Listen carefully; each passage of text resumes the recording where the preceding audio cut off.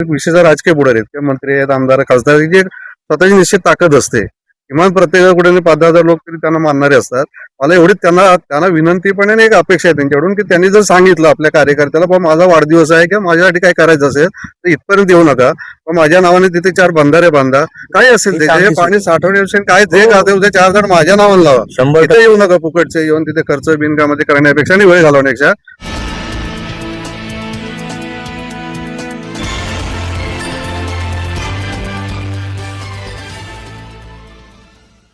आज आम्ही कोयनेच्या ह्या टप्प्यामध्ये म्हणजे या पात्रामध्ये आलो आहोत, जिथे पाण्याचा संचय केला जातो आणि वेगवेगळ्या टप्प्यामध्ये पाणी वीज निर्मिती असू दे, पिण्यासाठी असू दे, शेतीसाठी तिथे गेलं जातं. आणि महाराष्ट्राची जी भाग्यरेखा आहे कोयना डॅम, त्या पात्रामध्ये आम्ही उभे आहोत. जून महिना जवळजवळ सरत गेलेला आहे. होऊन गेलं. आता जुलै महिना सुरू होईल. काही प्रमाणात पाणी एवढं आलं असतं की आपलं जे रेग्युलर मानवी जीवन आहे ते सुरळीत झालं असतं, पण तसं काही दिसत नाही. पाण्याचा एक टपूस दिसत नाही. वर आभाळात दृष्टी टाकली तर कुठेही काळा ढग आशादायक दिसत नाहीये. हे परिस्थिती अत्यंत चिंताजनक आहे. 2019 साली आम्ही याच ठिकाणी या स्पॉटला आलो होतो.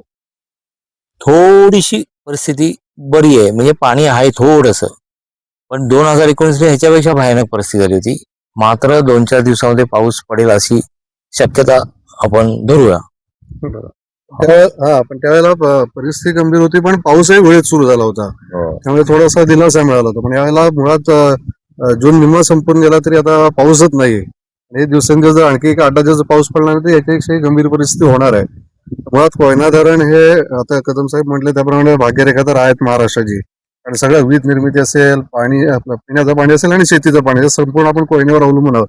आपला चिपळूणचा भाग आहे. मुळात सगळ्यात वीज निर्मिती जी होते ती आपल्याकडे चिपळूण भागात होते. हे पाणी आपल्याकडे खाली वापरलं जातंय सगळ्या धरणाचा सगळा जो आहे तो भाग, म्हणजे सगळ्यात महत्वाचा भाग आपल्याकडे आहे. धरणाचं पाणी नसल्यामुळे खाली वीज निर्मितीवरही परिणाम झालाय. आणि वीज निर्मिती चक्र असं आहे की वीज निर्मिती होत नाही म्हणून त्याचं जे पाणी आहे वीज निर्मिती नंतर वॉटर ते आपल्याकडे जे चिपळूणला येतं वाशिष्ठी नदीला आणि ते आपण पिण्यासाठी वापरतो विशेषतः, आणि MIDC ला जातं. त्याच्यावर सगळ्यावर परिणाम होतोय. आणि आणखी पाऊस पडला नाही तर हे आणखी परिस्थिती निश्चित गंभीर होईल असं दिसतंय.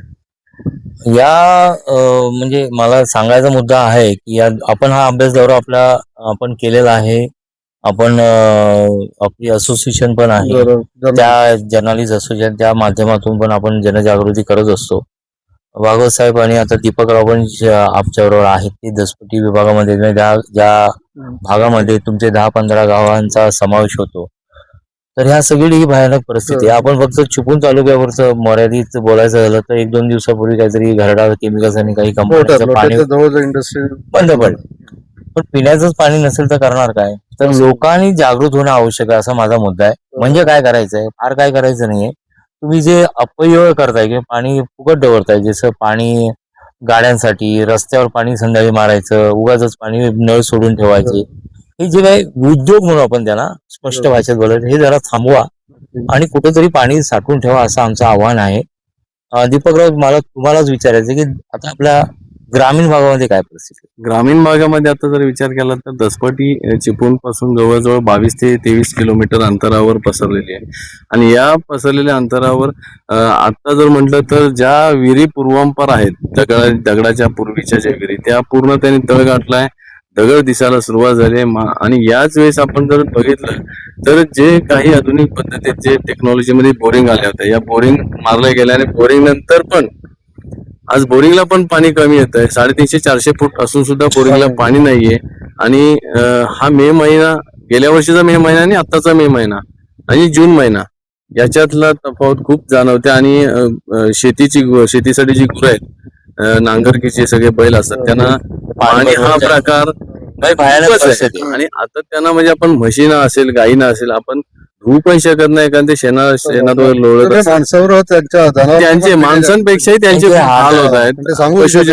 पशुजन्य त्यामुळे तो एक मोठा परिस्थिती आहे सध्या. बरोबर. हा जो परिसर बघितला तो जवळजवळ नवजा परिसराचा जो टावर आहे पाठीमागे त्या परिसरात आपण पण मला आता एक तुम्ही सांगा, कदम साहेब, की आज आपला जो हा भूभाग आहे, भूगोल जो आपण बघतोय, दसपटी, चिपळूण असेल, पूर्ण तालुका कोयना ही त्याची एक जीवनवाहिनी आहे आपण म्हणतोय आणि आहेच. पण विद्युत क्षेत्रावर याचा कितपत परिणाम होतो? भरपूर झालाय की परिणाम झालाच आहे. आपले आता साधारण कोयना डॅम मध्ये 105 TMC पाणी लागतं साधारण. म्हणजे फुल धरण साठा आपल्याला 7-8 महिने करून पकडायचं झालं तर तो लागतो. आता किती आहे? माझ्या अंदाजाने एक 8 ते 10 TMC च्या आसपास आहे.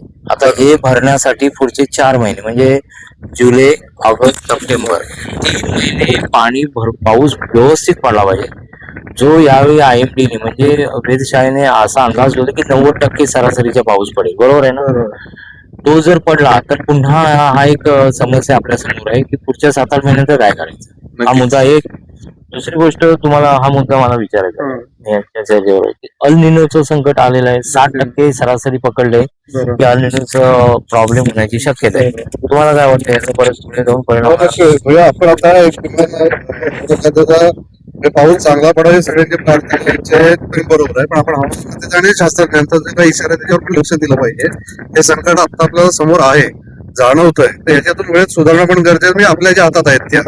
विशेषतः तुम्ही सांगितलं त्याप्रमाणे पाणी वाचवणं आणि आता जो याच्या पुढे जो काही पाऊस पडेल तो त्याचा प्रत्येक थेंबन थेंब प्रत्येक गावात असेल, वाडीत असेल, कसंही शहरात असेल, प्रत्येक माणसाने त्याच्यासाठी असा प्रयत्न केला पाहिजे की पाणी वाचवणं हा एक भाग आहे आणि प्रत्येक पाणी साठवणं, प्रत्येक पावसाचं थेंब वाचवणं आणि झिरपणं जमीन हा महत्व आहे. त्या दृष्टीने छोटे बंधारे असतील जे आणि अन्य जे काही उपाय आहेत ते प्रत्येक निश्चित करावेत आणि जास्तीत जास्त वेळ त्याच्यात द्यावा. येणारा आगामी जो काळ आहे त्या दृष्टीने प्रयत्न व्हायला. नक्कीच. आता मी कदम साहेबांना विद्युतवर प्रश्न केला, मात्र तुम्हाला औद्योगिक क्षेत्रावर प्रश्न विचारतोय की आज काही लोटे असतील, गाणे, कडपोली, खेरडी अशा अनेक MIDC आहेत आणि आता खूप मोठ्या कंपनीमध्ये खूप मोठे रोजगार तिथे चालू आहेत आणि आज कंपन्या बंद होत आहेत.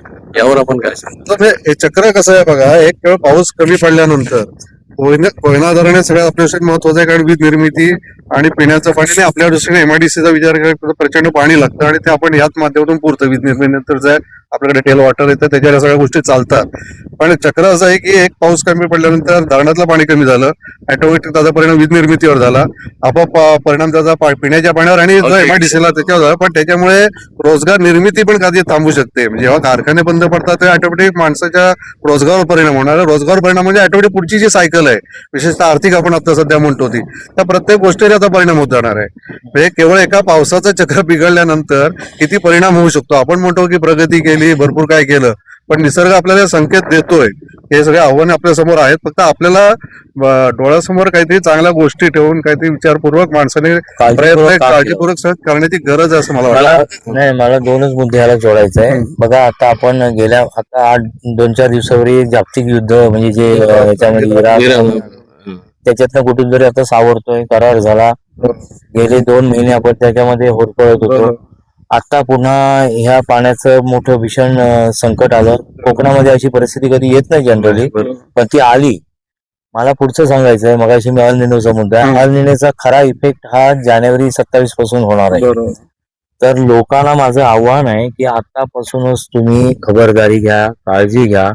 थोडस मगाशी तुम्ही आपल्या चर्चेतला तो मुद्दा राहिला, आपण मगाशी एक शूट केलं त्यामध्ये की तुम्ही ते पॉलिटिक्स वर बोला, प्रश्न आता घेणारच होतो की त्यांनी काय करावं त्यावर बोलतीलच ते. परंतु लोकांनी या अल निनोचा जो इफेक्ट होऊ नये देवाशी आमची प्रार्थना आहे. पण तो दिसतोय थोडा इफेक्ट, कारण त्या इफेक्टचा जर परिणाम आत्ताचा जरा थोडासा आहे, जानेवारी पासून तो खूप मोठा इफेक्ट आहे असं सांगितलं जात आहे की असं सांगितलं जातं 1950 नंतर जो अल निनो आला त्याच्यापेक्षा मोठा अल निनोचा इफेक्ट आहे आणि भयानक परिस्थिती ओढवण्याची शक्यता आहे. मी लोकांना घाबरवत नाहीये, पण इशारा आपण जे काय आले सायंटिफिकली ते सांगतोय. नक्कीच. आता त्यामुळे हा सर्व ची डोक्यात घालून लोकांनी आपण आपली उपाययोजना आपल्यापुरती करून ठेवावी. पाणी साठवणं, वृक्ष लागवड करणं, किंबहुना पाण्याचा अपव्यय होणं, एवढं जरी काम केलं तरी बरंच आपण साध्य करू शकतो. पण इशारा आपण जे काय आले सायंटिफिकली ते सांगतोय. नक्कीच. आता त्यामुळे हा सर्व ची डोक्यात घालून लोकांनी आपण आपली उपाययोजना आपल्यापुरती करून ठेवावी.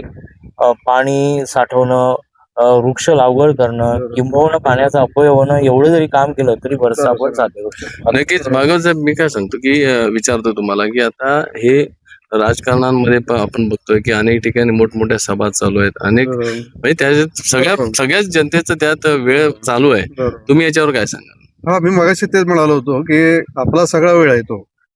मोठे पुढारी असतील, राजकीय पक्षांचे आणखी कोणी मंत्री असतील, कोणी आमदार खासदार असतील आणि सर्वसामान्य माणूस विशेषतः हा एक म्हणजे अनावश्यक गोष्टीमध्ये गुंतला असं माझं स्पष्ट मत आहे. ठीक आहे, राजकारणाच्या वेळेला करायला पाहिजे, पण आपल्याकडे सतत म्हणजे 24 तास राजकारणातच सगळ्या लोकांचा वेळ जातोय, म्हणजे ज्याचा काही उपयोग नाही समाजाला खरं म्हटलं तर. पण ह्या लोकांनी ह्याच्यात कुठेतरी आपली आर्थिक असेल, शारीरिक असेल, जी काय ताकद आहे की त्याच्यात अनावश्यक फुकट घालवण्यापेक्षा तर निदान पुढचे 15-20 दिवस किमान व आपल्याला पाऊस आता मुळात कमी आणि जो पाऊस पडेल तो टिकवण्यासाठी आपल्या गावात काय असेल, छोटे बांधारे असतील किंवा अन्य जे काही उपाय सुचवले जातात शेती खात्याकडून असतील किंवा अन्य कोणाकडून, जलसंपदा विभाग, तर बघा त्याचा जास्त उपयोग कसा करून घेतला पुढच्या वेळेचा त्याच्यात नक्की लक्ष घालावं. राजकारणात काही काळ पक्ष फुटायचे थांबले तरी चालतील, कोणाला पदं नाही मिळाली तरी चालतील, कोणी आमदार खासदार नाही झाले तरी आता तरी मला पत्रकार म्हणून असं वाटतं की काही फार मोठं समाजाचं बिघडत नाही. पण आता येणारा पाऊस जो काही कमी असेल तो, पण तो प्रत्येक थेंब साठवणं आणि त्यासाठी वेळ देणं हे सगळ्यात महत्वाचं मला वाटतं. आणि त्याच्यात सगळ्यांनी इव्हन राजकीय पुढाऱ्यांनी सुद्धा थोडंफार एक सत्सद बुद्धी आपली वापरून लोकांना आपण जागरूक आणि आपण सुद्धा किती त्याच्यात वेळ देऊ शकतो याच्यात निश्चित विचार करायला हरकत नाही. नक्कीच कदम साहेब, आता यांच्या बरोबरच एक आणखीन एक असं आहे की शाळा, कॉलेज आणि ज्युनियर काय बालवाडी, अंगणवाडी सगळ्या शाळा आहेत. विद्यार्थ्यांच्या भविष्याबाबत आज पण सरकारने काहीतरी उभारणी करत आहेत, अजून कन्फर्म नाहीये. पण त्यांच्या शाळेचा टायमिंग वेळ हा उन्हाळा चालू आहे, जून महिन्यात देखील एंडिंगला, तर काय सांगाल? नाही, भयानक परिस्थिती एवढंच मी सांगेन. परंतु मला ह्या नोटवरच आपला आताची चर्चा थांबवायची की जे आता भागवत साहेब बोलले की लोकांनी किमान आता ज्या गोष्टीचा आपल्या दररोजच्या आयुष्याशी काडी मात्र संबंध नाही, काडी मात्र ज्याच्याने झालं आणि नाही झाल्याने आपल्यावर काही फरक पडत नाही, अशा गोष्टी बाजूला ठेवाव्या. पण जे पाणी नावाचा जो विषय आहे, जो मानवाच काय सर्वच प्राणी जातात सगळ्यांना पाहिजे, अडचण येतेच आहे. तर त्यांनी याच्यावर कॉन्सन्ट्रेट केलं पाहिजे किंवा यापुढे आपल्याकडे पाण्याचा संच होण्यासाठी, आपली समृद्धी वाढवण्यासाठी प्रयत्न केले पाहिजेत. सामाजिक संस्था म्हणून आपण पुढे येऊ, कोणाला काही मदत लागली तर आपण त्याबद्दल सहकार्य करू, म्हणजे गायडन्स, मार्गदर्शन असेल. परंतु तुम्ही जरा आता सिरियस व्हा, असंच सर्वांना या एंडिंग पॉइंटवर मला सांगायचं. याला फक्त एक सूचना म्हणजे मी पूर्वी काही वेळा म्हणजे आपण लिहितो तेव्हा मी सूचना पूर्वी पण केल्या होत्या की हे विशेष राजकीय पुढारी आहेत किंवा मंत्री आहेत, आमदार, खासदार, जे स्वतःची निश्चित ताकद असते, किमान प्रत्येक कुठे 5,000 लोक तरी त्यांना मानणारे असतात. मला एवढी त्यांना विनंती पण आणि एक अपेक्षा आहे त्यांच्याकडून की त्यांनी जर सांगितलं आपल्या कार्यकर्त्याला बाबा माझा वाढदिवस आहे किंवा माझ्यासाठी काय करायचं असेल तर इथपर्यंत येऊ नका, पण माझ्या नावाने तिथे 4 बंधारे बांधा, काय असेल त्याचे पाणी साठवण्याविषयी काय जे खाते उद्या 4 जण माझ्या नावाने लावा, 100% येऊ नका फुकटचे येऊन तिथे खर्च बिनकामध्ये करण्यापेक्षा आणि वेळ घालवण्यापेक्षा.